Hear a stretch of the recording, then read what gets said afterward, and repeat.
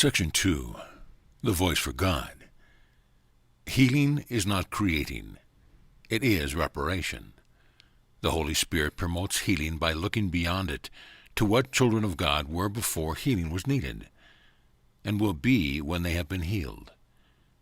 This alteration of the time sequence should be quite familiar, because it is very similar to the shift in the perception of time that the miracle introduces. The Holy Spirit is the motivation for miracle-mindedness, the decision to heal the separation by letting it go. Your will is still in you because God placed it in your mind, and although you can keep it asleep, you cannot obliterate it. God Himself keeps your will alive by transmitting it from His mind to yours as long as there is time. The miracle itself is a reflection of this union of will between Father and Son. The Holy Spirit is the Spirit of joy. He is the call to return with which God blessed the minds of His separated sons. This is the vocation of the mind. The mind had no calling until the separation, because before that had it only been, and it would not have understood the call to right thinking. The Holy Spirit is God's answer to the separation, the means by which the atonement heals until the whole mind returns to creating. The principle of atonement and the separation began at the same time. When the ego was made, God placed in the mind the call to joy. This call is so strong that the ego always dissolves at its sound. That is why you must choose to hear one of two voices within you. One you made yourself, and that one is not of God. But the other is given you by God, who asks you only to listen to it.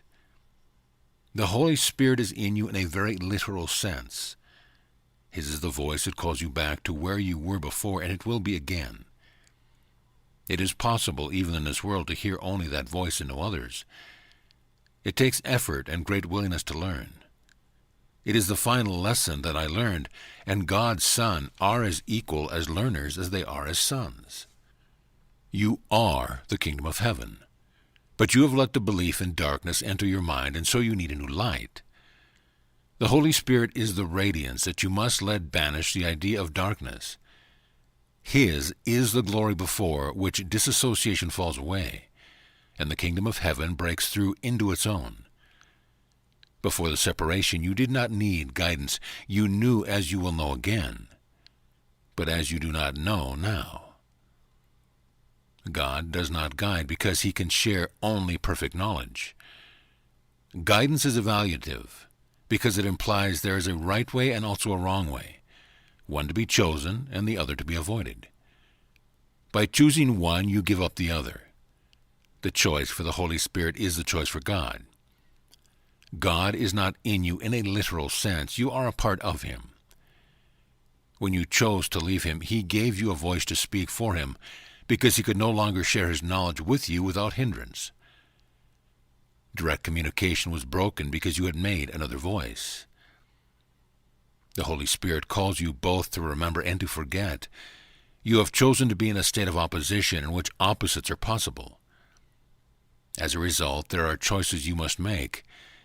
In the holy state, the will is free, so that its creative power is unlimited and choice is meaningless.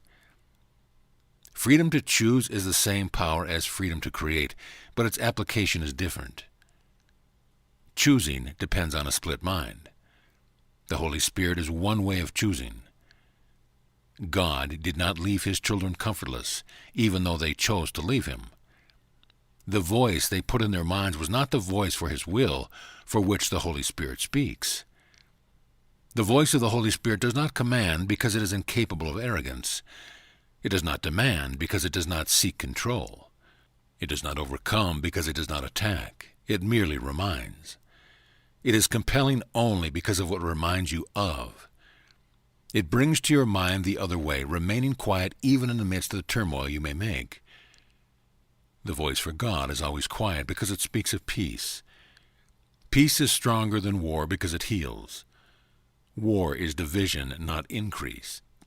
No one gains from strife. What profited a man if he gain the whole world and lose his own soul? If you listen to the wrong voice, you have lost sight of your soul. You cannot lose it, but you can not know it. It is therefore lost to you until you choose right. The Holy Spirit is your guide in choosing. He is in the part of your mind that always speaks for the right choice, because he speaks for God. He is your remaining communication with God, which you can interrupt but cannot destroy. The Holy Spirit is the way in which God's will is done on earth, as it is in heaven. Both heaven and earth are in you, because the call of both is in your mind. The voice for God comes from your own altar to him. These altars are not things, they are devotions. Yet you have devotions now. Your divided devotion has given you the two voices, and you must choose at which altar you want to serve. The call you answer now is an evaluation because it is a decision. The decision is very simple. It is made on the basis of which call is worth more to you. My mind will always be like yours because we were created as equals. It was only my decision that gave me all power in heaven and earth. My only gift to you is to help you make the same decision. This decision is the choice to share it because the decision itself is the decision to share. It is made by giving and is therefore the one choice that resembles true creation. I am your model for decision. By deciding for God, I showed you that this decision can be made and that you can make it.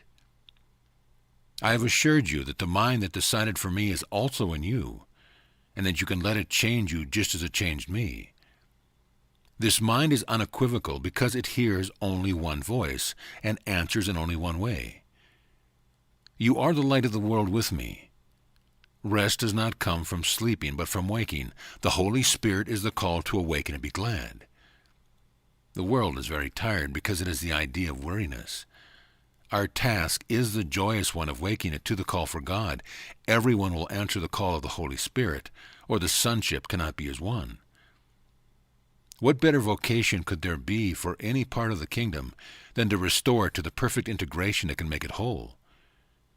Hear only this through the Holy Spirit within you, and teach your brothers to listen as I am teaching you. When you are tempted by the wrong voices, call on me to remind you how to heal by sharing my decision and making it stronger. As we share this goal, we increase its power to attract the whole sonship and to bring it back into the oneness in which it was created. Remember that yoke means join together, and burden means message. Let us restate, my yoke is easy and my burden light in this way. Let us join together, for my message is light. I have enjoined you to behave as I behaved, but we must respond to the same mind to do this. This mind is the Holy Spirit, whose will is for God always. He teaches you how to keep me as the model for your thought and to behave like me as a result. The power of our joint motivation is beyond belief, but not beyond accomplishment. What we can accomplish together has no limits, because the call for God is the call to the unlimited. Child of God, my message is for you, to hear and give away as you answer the Holy Spirit within you.